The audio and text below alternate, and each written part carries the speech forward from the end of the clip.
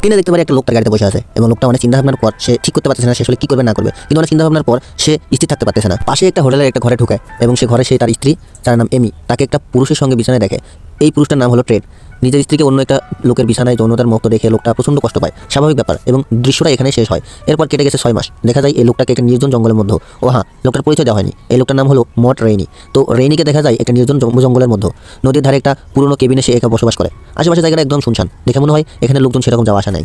রেইনিকে দেখা যায় সে সোফার মধ্যে সেরা পোশাক পরে শুয়ে আছে এবং তার সঙ্গে তার পোশাক কুকুরটা বাস করে। হঠাৎ দরজায় কেউ একজন জোরে জোরে পড়া নাড়তে থাকে। সেই শব্দে রেইনি জেগে ওঠে আর দরজা খুলে দেখে একটা টুপি পরা অচেনা লোক। দরজা খোলার সাথে সাথে অচেনা লোকটা বলে, আমি একজন লেখক এবং আমি একটা গল্প লিখেছিলাম যেটার নাম হলো সিক্রেট উইন্ডো। এই গল্পটা আপনি চুরি করেছেন।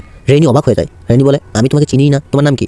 অচেনা লোকটা বলে, আমার নামটা আসল পরিচয় নয়, আসল ব্যাপার হলো আমি তোমাকে চিনি, তোমার নাম রেইনি আর তুমি আমার গল্পটা চুরি করেছো কেন? রেইনি কিছুটা বিরক্ত হয়ে বলে, কি যা তা বলছেন, আপনার গল্প আমি কেন চুরি করতে যাবো? কিন্তু অচেনা টুপি পরা লোকটা একদম নাচের বান্দা, সে কিছুতেই রেইনিকে ছাড়বে না। সে